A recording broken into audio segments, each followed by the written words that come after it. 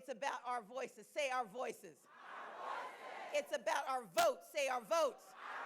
It's about our time. Say our time. My responsibility is to ensure that every eligible voter is able to cast their ballot. I did that as a private citizen, and I will do that as a candidate. And I will do everything in my power to make certain that these new onerous voter suppression laws do not effectively block voters from their right to vote. And so, yes, there is absolutely a pathway to win. But the problem is, this shouldn't be about whether I win or lose. This should be about whether Georgians get to vote or not. And we saw in the November elections that we saw a spike in the rejection of absentee ballots because of a failed system that now sets a deadline that is arbitrary and onerous for too many voters. In fact, I believe it's true that if that schedule had been in place, Brian Kemp wouldn't have been able to cast a ballot in 2021, I think, in the runoff because of his illness. When we shift the goalpost and we tell voters, you've got to learn the laws again and again, and you've got to navigate these just labyrinthine systems in order to participate in the most basic fundamental part of our elections and our system of government, that is wrong. And we should all be concerned about anyone who would propose that making it harder to vote is the solution to being able to win an election.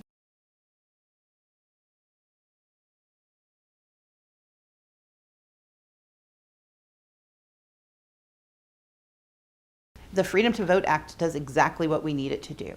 It addresses voter suppression across the country by restoring the right to register to vote in many states where we have seen limits being placed on it. It expands access to the right to vote.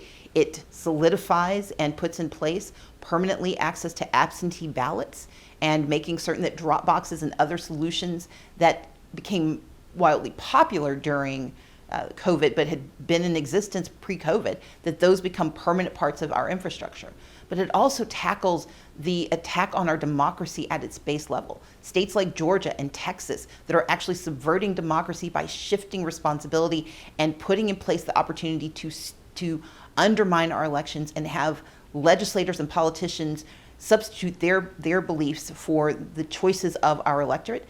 That's what the Freedom to Vote Act will do. And by putting in place the John Lewis Voting Rights Advancement Act, what we do is ensure that going forward, new laws that undermine democracy cannot take root without having to go through the Justice Department.